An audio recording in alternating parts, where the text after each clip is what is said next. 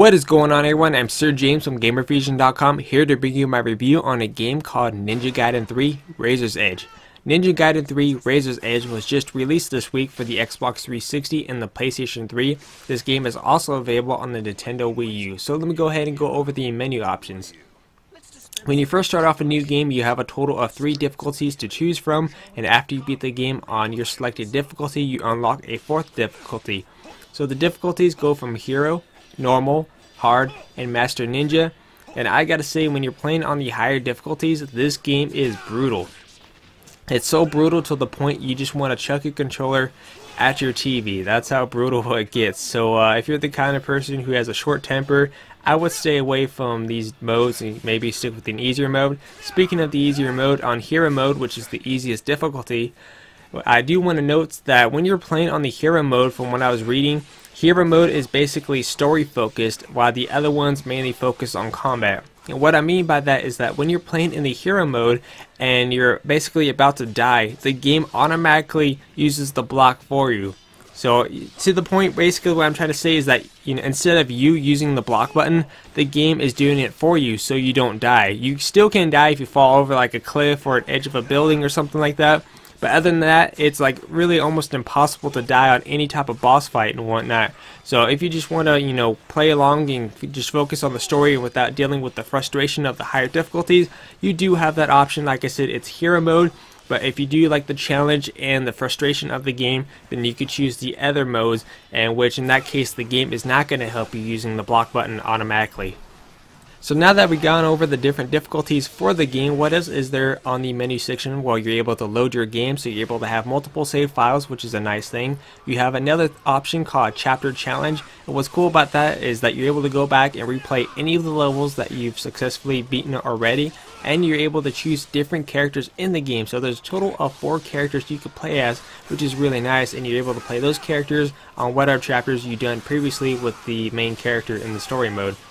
And this game also has an online function, but since I got the game through Gamefly, I'm not able to review the online portion, but I'll be more than happy to actually tell you guys what options there are. But the online portion is called Shadows of the World, and when you go into that menu section, you're able to the first one is called Ninja Trials, which allows you to test your skills and challenges trials alone or with another player. Another option called Clan Battle, where you're able to versus match up to 8 players. Ninja Skills, so you're able to learn new skills, customize your character's appearance and equipment, training to become a more lethal ninja, and of course view your online statuses as well.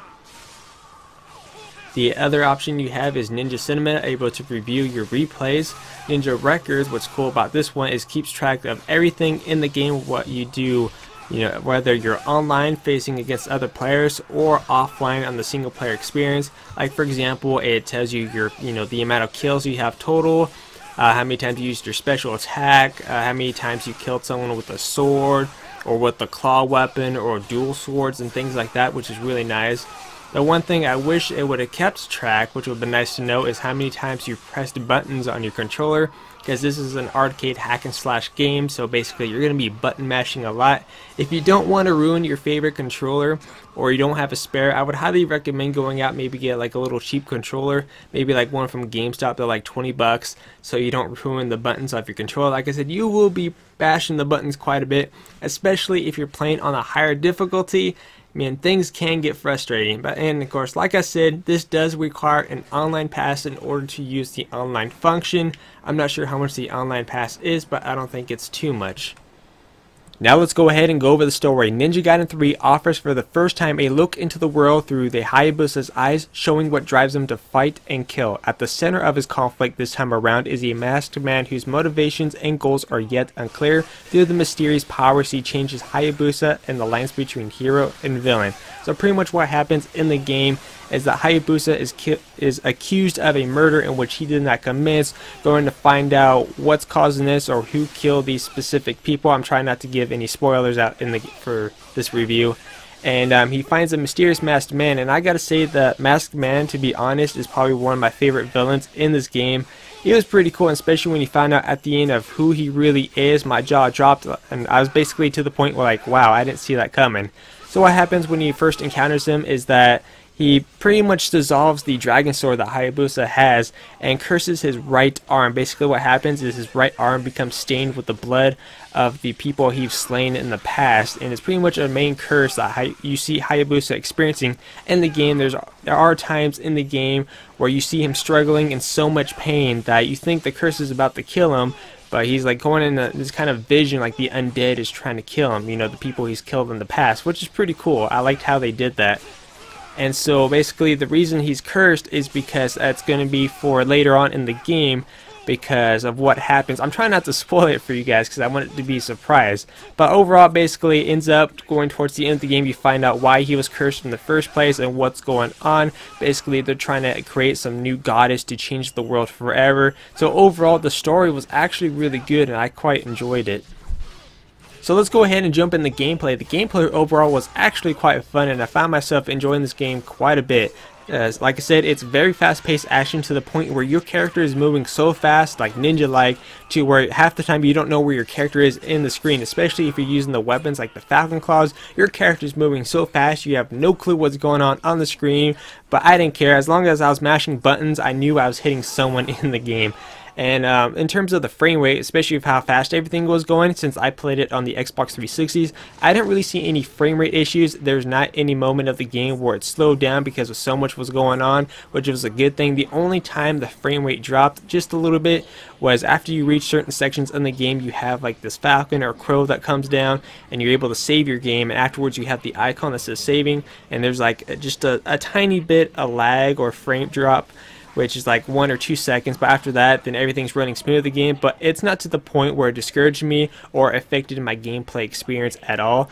And also in the game you do have a wide variety of enemies and of course weapons to choose from. From what I've heard from the past Ninja Gaiden 3 game, I heard there was actually pretty well, basically what I heard from the fans, that it was restricted. You didn't have much freedom. It wasn't the Ninja Gaiden game you wanted, but this one you do have more weapons to choose from. The AI is a lot better and the story as well, so you do have a much more freedom in this game.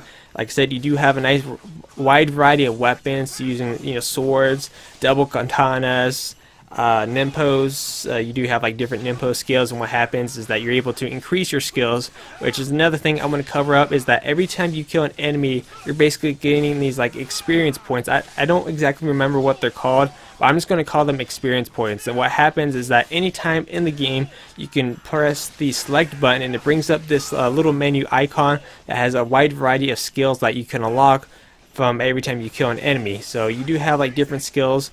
So for example, you could upgrade your weapons to unlock more different basically more moves in your list to use from. So the higher you upgrade it, the more moves you have, and a lot better it feels overall, which is a really nice touch. You are able to upgrade your Nimpo skills from basically having a much more stronger attack, and every time you use the Nimpo against your opponents you do have an increase of health. There's also actually two different type of collectibles I've seen in the game. You have like these skulls. They're kind of like blue skulls or crystal skulls, and when you reach them you're able to do these challenges as well in the game. If you're playing on the easy difficulty, which is the hero, unfortunately you will not be able to use the skull, but if you're playing on a medium difficulty on up, then you are able to do these challenges. I find it kind of weird how even if you're playing on an easy difficulty that you can't do these challenges, which I found that to be kind of a bummer. But I mean, I guess that's to be expected. And you have like these little gold pieces or gold nuggets. Every time you find them, you unlock more items that you can use in your basically your skill slot. So you could have, you know, pretty much an advanced health bar, so you're able to increase your health bar even more, or even unlock additional weapons as well. So you do have a nice variety of items you could use in the game. But just overall the gameplay was really smooth from start to finish. Like I said, the only time the frame rate dropped just a bit is right after you save it. There's that 1 or 2 second lag moment. But other than that, it's pretty much smooth top to finish. It's very fast paced, and I think fans of the Ninja Gaiden series will definitely enjoy. But overall, I really did enjoy this game. It was actually quite fun from start to finish. It does provide a nice unique challenges when playing on a harder difficulty, which I think fans will appreciate as well. So the game features new playable characters, chapter challenge mode, online co-op multiplayer mode with Ryu and Ain, new weapons and Nimpo types, character weapon progressive system, and a faster, more intense battles, to the point where I'm going to give this game a 9 out of 10.